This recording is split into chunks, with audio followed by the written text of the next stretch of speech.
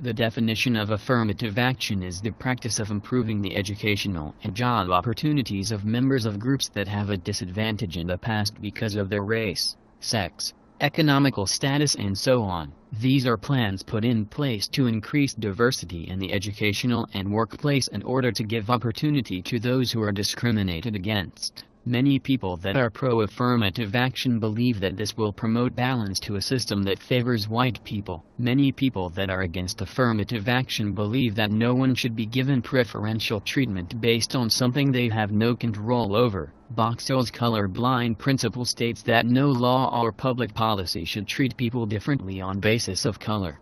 If we are aware of color, then racial conflict will maintain and segregation will continue. Affirmative action eliminates the racism but not being able to penalize a person for what he cannot help being. An investment which must be carefully managed with other resources in order to yield fruit down the road. Racism is a complicated issue that affects society at many different levels. Work needs to be done individually, as families, as neighborhoods, as cities, as states, and nationally in order to sow the seeds for an egalitarian future. Minority students, generally speaking, start out at a disadvantage. They usually come from lower income families and have less opportunity to go to private schools as white students. Some inner city youths must also live their childhoods in high crime, drug-infested areas. Sincere, hard-working minority students are every bit as capable as white students, but because of these disadvantages, they may not have the same paper qualifications. Affirmative action evens the playing field. Steele says that affirmative action creates self-doubt within minorities of whether they deserved it, victimizes minorities' pasts as a source of the privilege, and does not really create diversity. Diversity according to proportional representation may not get at actual diversity of views or backgrounds. According to Hoover Institution's Thomas Sowell, preferences primarily benefit minority applicants from middle and upper class backgrounds. If diversity was the goal, then affirmative action plans should be based on unusual characteristics and not on race. If affirmative action was really looking to help those disadvantaged, they wouldn't choose an upper-class minority over a poor white majority. By having a quota and letting less whites in, who may be more qualified, we are discriminating. Preferences hurt whites who meet the standards. If affirmative action was really put in place to help the disadvantaged, they would use the plan to give opportunities to the poor and not those who fill a race quota. I used to believe that affirmative action was good at preventing discrimination against minorities, but after researching I believe that affirmative action is not good in all cases because more qualified people are not being hired because they are hiring people in order to increase diversity. Here is a scenario that illustrates this point and shows us a scenario where affirmative action is clearly not working. Hello, Mr. Anderson. What's happening? Listen. Did you hear that we are initiating an affirmative action policy for the new applicants? Over 80% of our company has blue eyes. That is much too high.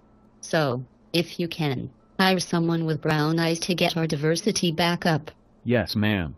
Thank you. Oh, and one more thing. We're putting new cover sheets on all the TPS reports before they go out now.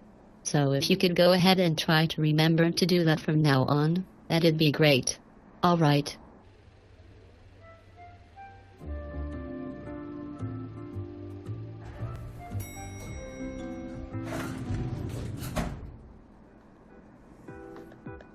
You must be here for the job too. Yeah, I am so nervous. I've been waiting for this opportunity for years. I finally got my professor to get me this interview. Oh, really? I just called and asked yesterday. I just graduated, so I thought I'd give it a try.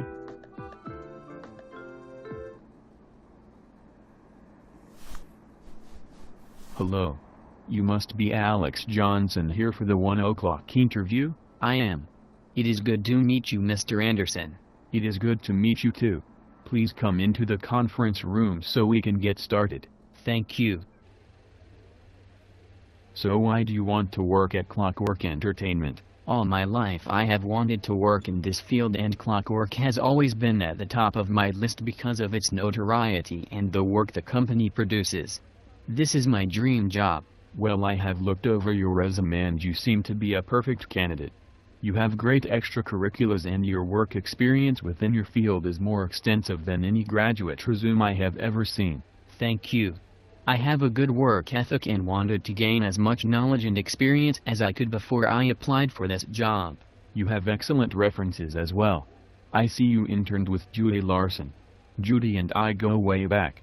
If she recommended you, then you must be exceptional. Judy was great. Really tough on me, but it helped me learn the skills I needed for this job.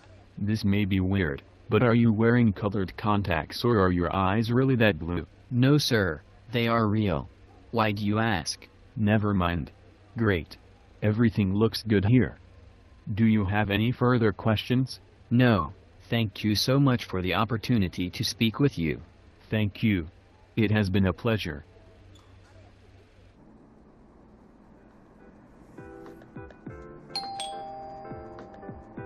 God. What took so long? I have stuff to do today. Hello. You must be Elizabeth Wilson here for the 1:30 interview? I am. It is good to meet you. What is your name? My name is Mr. Anderson. We spoke on the phone. Please come into the conference room so we can get started. So why do you want to work at Clockwork Entertainment? Well, I just graduated and my professors always spoke highly of Clockwork, so I thought I would apply. I applied for a few others, but I am glad I got this call first. Your company is supposed to be outstanding. Well, I have looked over your resume and you seem to have the criteria we are looking for except for your work experience. You seem to lack in internships or any real-world application of what you are learning in the classroom. I just wanted to focus on my studies. I felt like I was getting enough training through my classes. Isn't that what classes are for? It also do not look like you have very many references. It looks like you have one from a Dr. Warren. Yeah, she was my advisor. We had a close educational relationship and she would tell you that I am the person for the job. This may be weird, but are your eyes brown or hazel? It is hard to tell in this lighting. Brown. Why do you ask? No reason. Everything looks good here and I have no further questions. Thank you. I look forward to hearing from you. Thank you.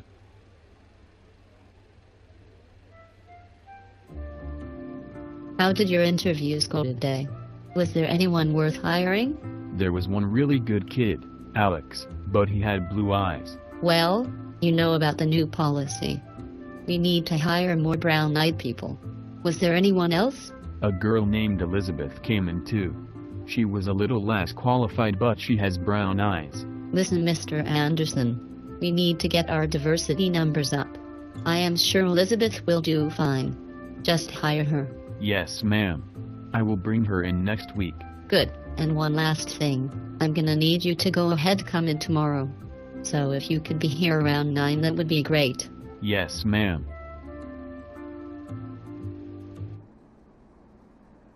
Elizabeth, here is your office space. Thank you for this job, Mr. Anderson. I assure you that I will do my best. We will need to get you started right away since we are so far behind. Okay. Yes, sir. I just have one question. What is that? When is break time?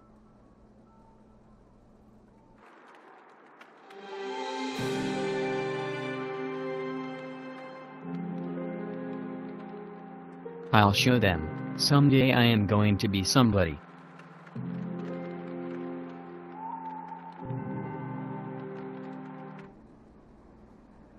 Affirmative action looks to help those who are disadvantaged, yet institutions are hiring and admitting those minorities who grew up with the advantage of money, over majority whites who are poor. Therefore affirmative action is discriminating. Affirmative action also looks to help and hire certain minorities who might not have the same qualifications as someone who is a majority. Affirmative action lowers standards of accountability needed to push students or employees to perform better. By setting lower standards for admission or hiring, we are lowering the level of accountability. We should reward hard work, discipline, and achievement. We shouldn't reward a student simply because he or she is a certain race, nor punish another student simply because he or she isn't. A truly colorblind society would eliminate race and sex from application and base everything solely on whether they are qualified or have the correct standards for the institution or the job.